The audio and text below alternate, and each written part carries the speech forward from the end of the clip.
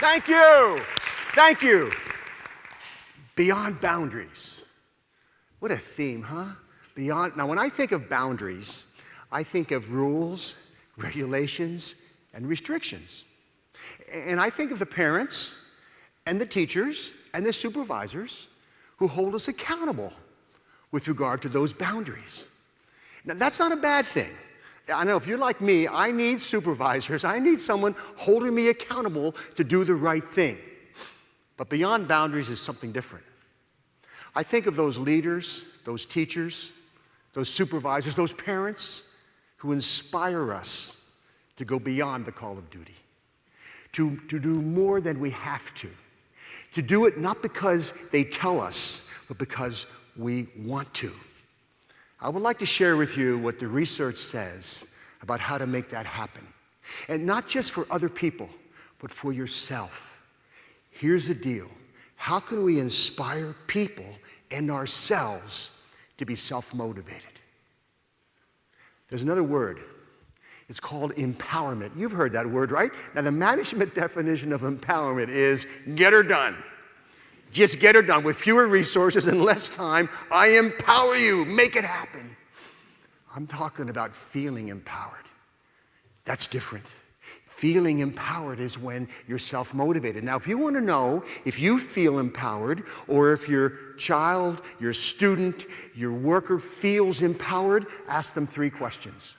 And if they say yes to these 3 questions, they will feel empowered. And by the way, this is not based on common sense, it's based on research. But you've all been there, so it'll feel like common sense. Question number 1, can you do it? Albert Bandura calls it self-efficacy. Do you believe you can do it?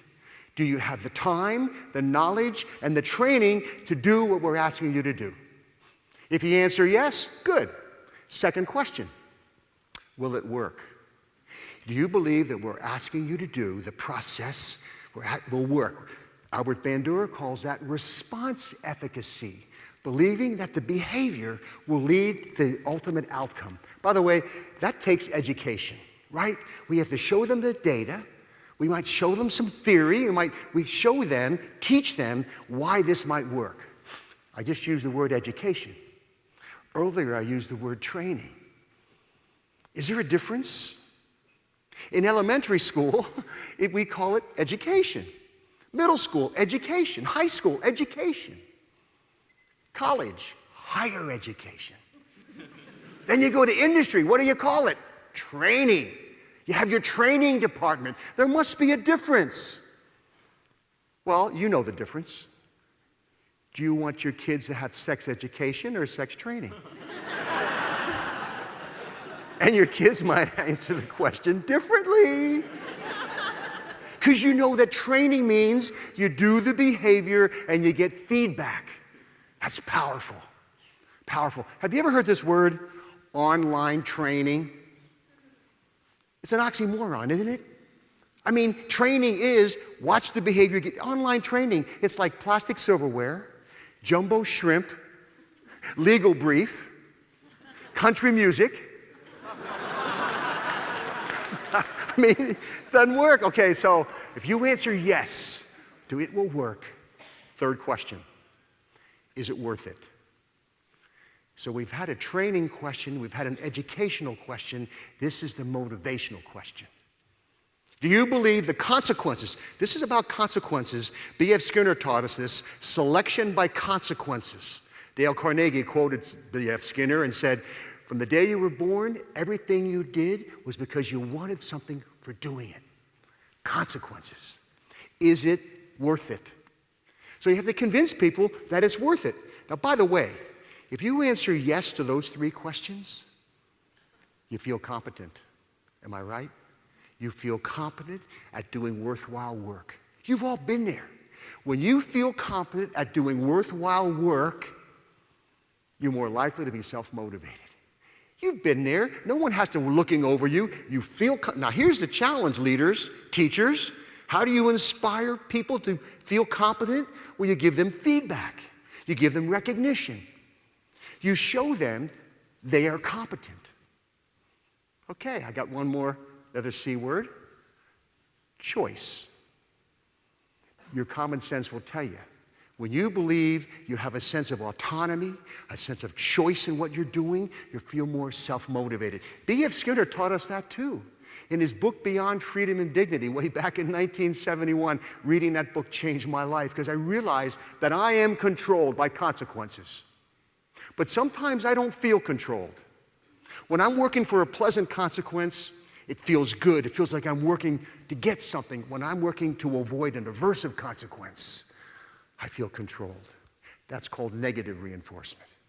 So here's a challenge, leaders. How do we get people to become success seekers rather than failure avoiders? First day of introductory psychology class. I teach 2 classes of 600 students. Maybe some of you have been in that class. And remember, the first day I say, how many are here to avoid failure? And 80% raise their hand. And I say, well, thanks for coming. I know you're motivated, but you're not happy campers. You probably told your friends, I got to go to class. It's a requirement. Not I get to go to class. It's an opportunity. You probably woke up to an alarm clock, not an opportunity clock. And it's all in how you see it. Really, it's all in how you see it. It's your paradigm. It's how you communicate to others and how you communicate to yourself. So Ellen Langer said in her book, Mindfulness, she said, and psychologists know, when you perceive choice, you perceive motivation. You're more motivated. So the deal is, for yourself, sit back and reflect. Be mindful of the choices you have. And talk about being a success seeker rather than a failure avoider. It's all how you talk, how you communicate to yourself and to others. I've got a 4th C word, community. Powerful word. Psychologists know that social support is critical. People who perceive a sense of relatedness, a sense of connection with other people, they feel motivated and they're happier. I want to recite a poem. It's called The Cookie Thief by Valerie Cox. And as I recite this poem, there's only 2 characters, a man and a lady. Put yourself in the situation. Be mindful. Think about the situation and what you would do. Okay, here we go. A woman was waiting in an airport one night with several hours before her flight. She hunted for a book in an airport shop, bought a bag of cookies, and found a place to drop. She was engrossed in her book and happened to see that the man beside her, as bold as could be, took a cookie or 2 from the bag between, which she tried to ignore to avoid a scene. She read, munched cookies, and watched the clock as a gutsy cookie thief diminished her stock. She was getting more irritated as the minutes ticked by, thinking if I wasn't so nice, I'd blacken his eye. With each cookie she took, he took one too. When only one was left, she wondered what he'd do. With a smile on his face and a nervous laugh, he took the last cookie and he broke it in half. He offered her half as he ate the other. She snatched it from him and thought, oh, brother, this guy has some nerve, and he's also rude. He didn't even show any gratitude. She'd never known when she'd been so galled, and she sighed with relief when her flight was called. She gathered her belongings and headed for the gate, refusing to look back at the thieving ingrate. She boarded the plane and sank on her seat. Then she sought her book, which was almost complete. As she reached in her baggage, she gasped with surprise. There was her bag of cookies in front of her eyes. If mine are here, she moaned in despair. Then the others were his, and he tried to share. Too late to apologize, she realized with grief that she was the rude one, the ingrate, the thief. So where were you where were you? Whose side were you on? Were you thinking independent or interdependent? I don't blame you if you think independent. You know, that's how we're raised. Nice guys finish last. Squeaky wheel gets the grease. Got to blow your own horn. You know, independent. We come into this life of ours dependent to others, and then we can't wait to become teenagers, you know. We're too old to do what kids do, too young to do what adults do, so then we'll do what nobody else would do to assert our independence. And some of us get stuck there. We're stuck. I'll do it myself. I don't need you. Not good. We need each other. We have to have each other's back. We need a sense of community. This independence culture that we got to move to interdependent.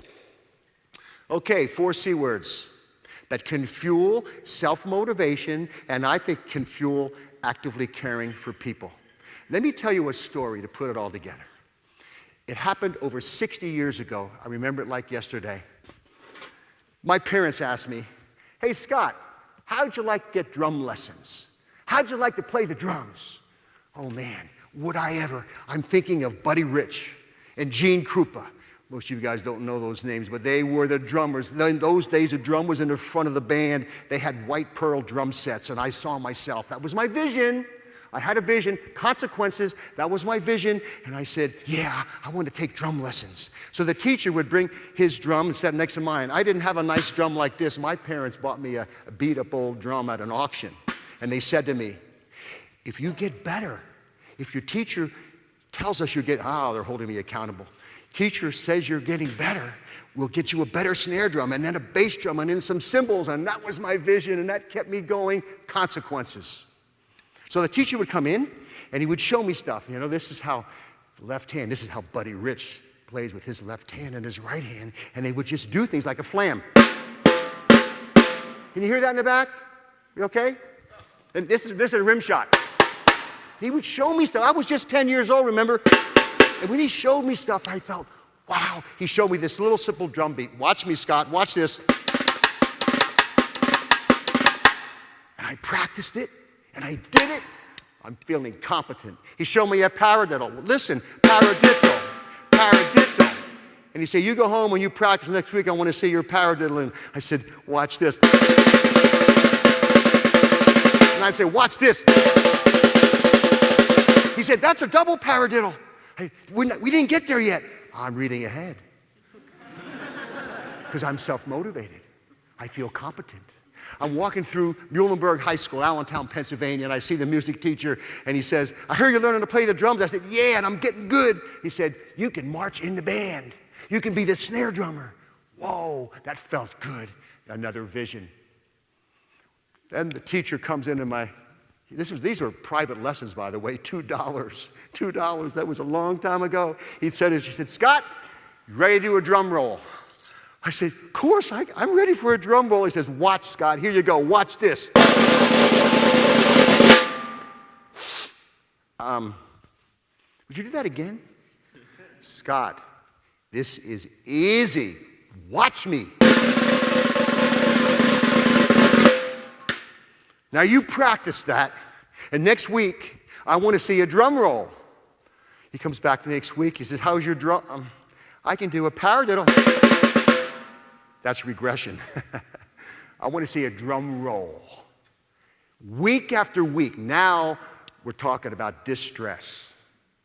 Now we're talking about apathy. Now we're talking about learned helplessness. That's what psychologists call it. I remember walking through that elementary school and seeing a music teacher, and he said, so Scott, how you doing? How are the drums? Not so good. I can't do a drum roll. You know, like adults always say, never say can't. You can be anything you want to be, Scott. No, I can't do a drum roll. I've tried and I tried, and I've kind of given up. And he said, Scott, when you ever get overwhelmed, break it down.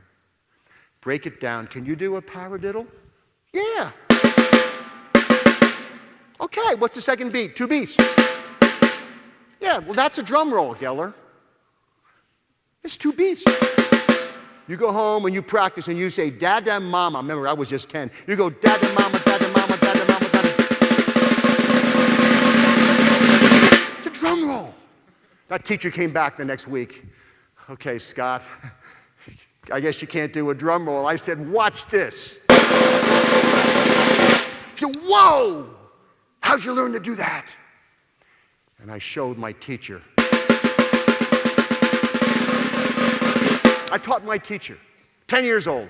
He said, I'd forgotten that I got into the habit of just doing this and forgot that it's 2 beats. You taught me how to teach the drum roll, Scott. there's a lesson there. We can always learn from each other. We need to have the humility to accept feedback and the courage to speak up. And we need to help each other feel self-motivated. How? Give them the perception of competence. Teach them about consequences drive us. Let them perceive choice. And let them know it's community. We're all in this together. And we need each other. Thank you.